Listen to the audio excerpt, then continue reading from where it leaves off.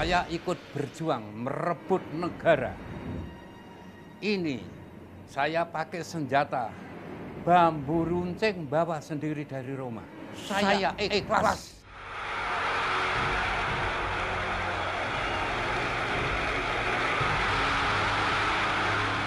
Bangsa kita itu mentalnya kuat. Tanpa ada kesemangatan mental itu belum mungkin Ambarawa kembali merdeka macam ini.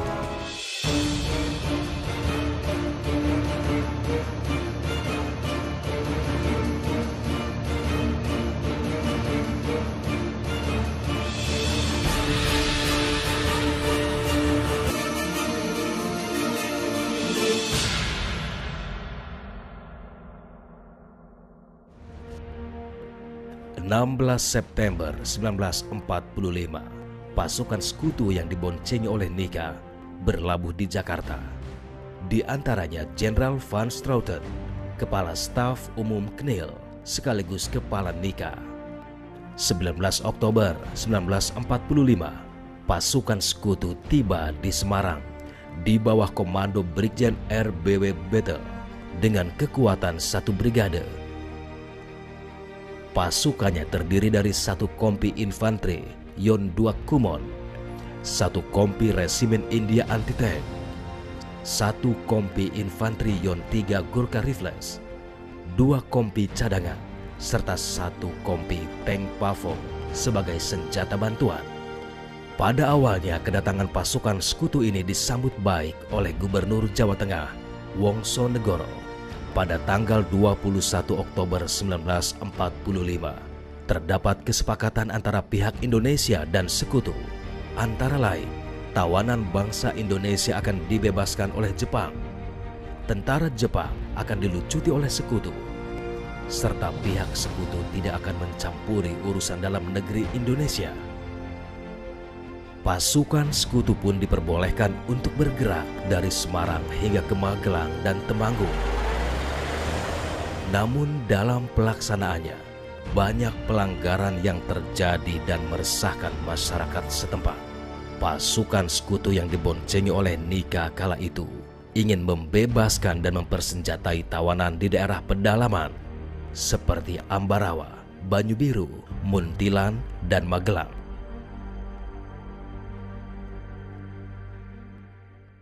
Sekutu masuk ke Magelang menggunakan iring-iringan kendaraan, kurang lebih 60 kendaraan, tujuannya untuk melucuti dan menawan tentara Jepang yang ada di kota Magelang dan sekitarnya. Kedatangan pihak sekutu di kota Magelang tak mendapatkan simpatik dari rakyat dan memicu berbagai ketegangan yang memperburuk keadaan. Sekutu menunjukkan sikap bermusuhan kepada para pemuda pejuang dan kepada laskar rakyat. Mereka meludah, menempeleng. Bapak Sarbini, Komando Wilayah Kardinal Kedu, memerintahkan supaya menyiapkan dapur umum. Bersamaan datangnya BKR ditempatkan di Kampung Tulung, di Kelurahan Magelang. Termasuk juga Bapak Yani, selaku pimpinan BKR, rencananya untuk mengadakan serangan umum. Akhir Oktober 1945, pecahlah pertempuran antara Tentara Keamanan Rakyat melawan tentara sekutu yang diboncengi tentara Belanda. Pertempuran hari pertama sehari penuh. Kita dari semua pasukan yang ditempatkan di masing-masing titik menyerang dengan mengadakan tembakan secara serentak. Semua pasukan sudah menempati titik-titik. Tanggal 28 jam 5 pagi, Pak Yani memberikan komando untuk menyerang kedudukan musuh yang ada di kota Magelang, Badaan Kompleks, Kader School, RST, Hotel Nitaka, dan terus terang. Pertempuran di kota Magelang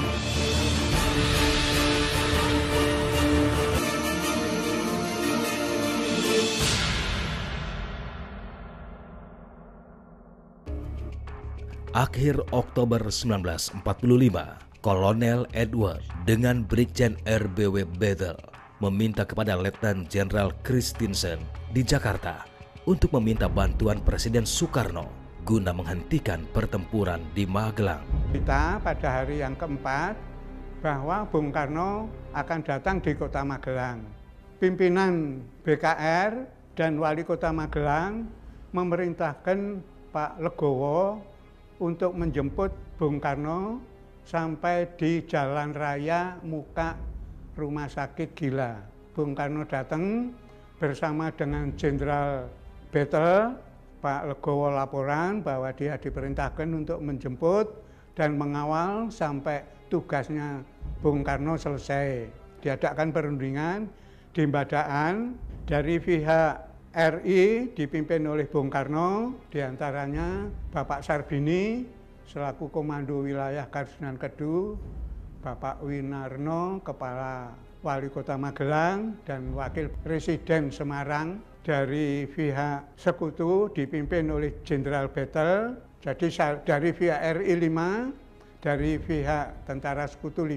Hasil perundingan, 1, Tentara Sekutu dan Tentara Nika ditarik mundur ke Semarang. Yang kedua, diadakan ceasefire, artinya gentatan senjata. Yang ketiga, tawanan Jepang yang ada di Magelang dan sekitarnya diurus oleh pemerintah RI dan akan diserahkan langsung kepada Tentara Sekutu. Dan pada waktu itu selesai perundingan, Bung Karno menyempatkan datang di dapur umum dan meninjau bekas kuburan para pahlawan yang sementara dimakamkan di Kampung Tulung. Setelah perundingan damai, ternyata masih banyak pelanggaran yang dilakukan pihak Sekutu sehingga memicu berbagai konflik. Akhirnya pada tanggal 20 November di pagi hari, tentara Sekutu yang dipimpin Kolonel Edward memutuskan mundur secara diam-diam ke Ambarawa. Pasukan Sekutu menggunakan puluhan truk, 3 diantaranya berisi tentara Jepang yang dikawal 3 unit tank. Dalam posisi mundurnya, pasukan Sekutu banyak melakukan manuver dan meresahkan masyarakat. Dalam misi mundurnya pasukan Sekutu ke Ambarawa, mereka senantiasa mendapatkan perlawanan dari rakyat dan pejuang di setiap daerah yang mereka lalui. Tak jarang pesawat-pesawat tempur P-51 Mustang yang akrab disebut Cocor Merah dikerahkan membantu pertempuran melawan pejuang Republik. Tanggal 26 November 1945 di sektor selatan Ambarawa berlangsung serah terima pertempuran dari Mayor Imam Androgi kepada Letnan Kolonel Isdiman. Naas tak bisa dielakkan. Ketika acara berlangsung, sebuah pesawat Cocor Merah melintas dan menembaki para pejuang. Letnan Kolonel Isdiman menjadi korban dalam serangan tersebut. Ia akhirnya gugur setelah sempat dirawat sehari kemudian. Inilah yang menyebabkan marahnya Panglima Divisi 5 Purwokerto, Kolonel Sudirman. Sang kolonel pun berniat turun langsung memimpin operasi pembebasan Ambarawa dari pihak Sekutu. Tanggal 21 November, Perang di Gambir Bedono Ambarawa. 3 hari yang gugur di medan pertempuran di Gambir Bedono Ambarawa. Tanggal 21 yang gugur 17 orang. Anggota Hizbullah sebanyak 9 orang, yang 8 masing-masing pasukan ada yang gugur. Terus tanggal 22 November tambah lagi 6 orang. Ditambah hari selanjutnya tanggal 24 November tambah lagi Pak Isdiman gugur di Desa Kelurahan Kecamatan Jambu Ambarawa. Tanggal 24 Perang di Bedono Ambarawa selesai. Tentara Belanda menuju ke kota Ambarawa. Semua pasukan yang ikut bertempur di Bedono Ambarawa itu semua menggiring tentara Belanda masuk ke kota Ambarawa mulai tanggal 24 November tahun 45. mulai kami mendaftarkan anggota Hizbullah tahun 45, ikut berjuang merebut negara yang diduduki Belanda selama 350 tahun. Saya belum pernah dibayar oleh pemerintah. Saya belum pernah diberi pakaian sama pemerintah.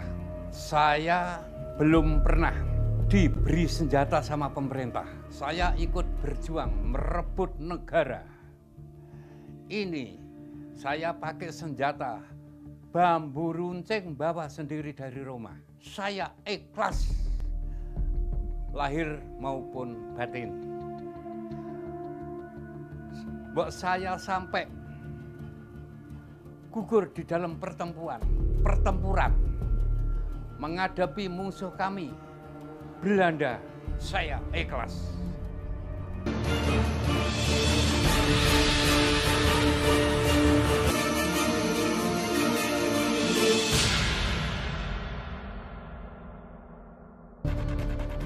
Sejak awal kedatangan tentara sekutu untuk membebaskan para interniran di kota Ambarawa, kota ini menjadi tidak kondusif.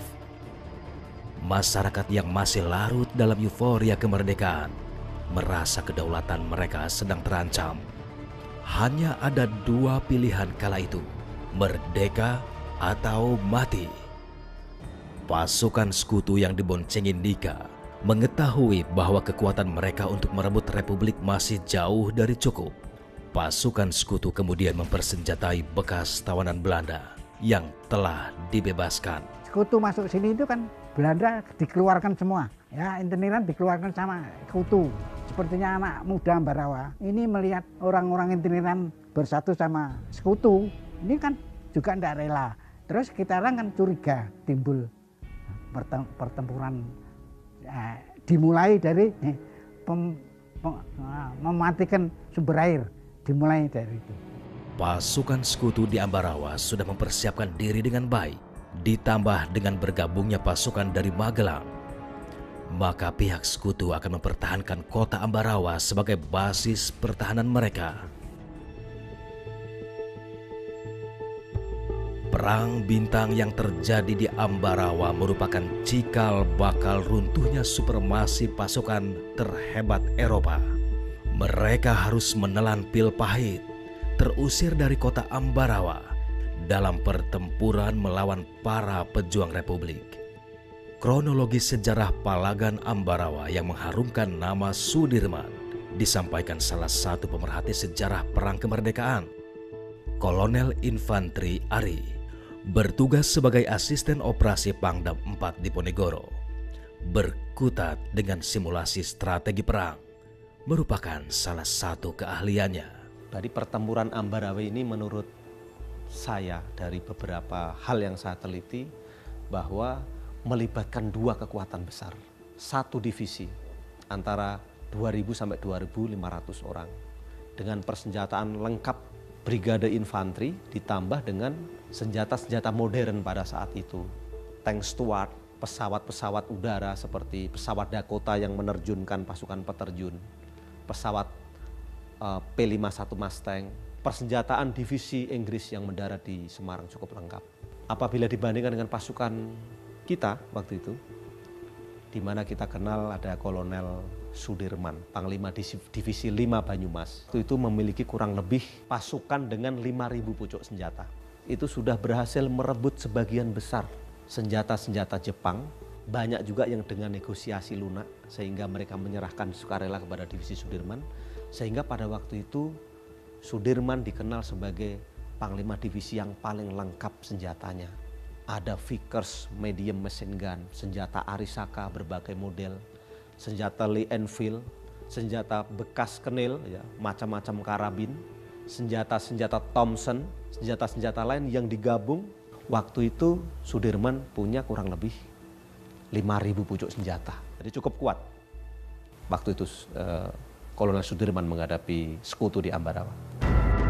Perang di Ambarawa merupakan salah satu perang terbesar dalam sejarah mempertahankan kemerdekaan negeri ini.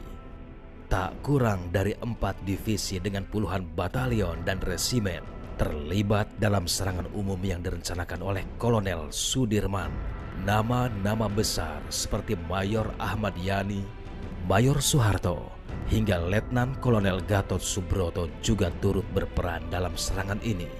Kolonel Sudirman memutuskan bahwa sekutu harus diusir dari Ambarawa karena mengganggu kedaulatan kita, menimbulkan korban juga, menyerang TKR waktu itu.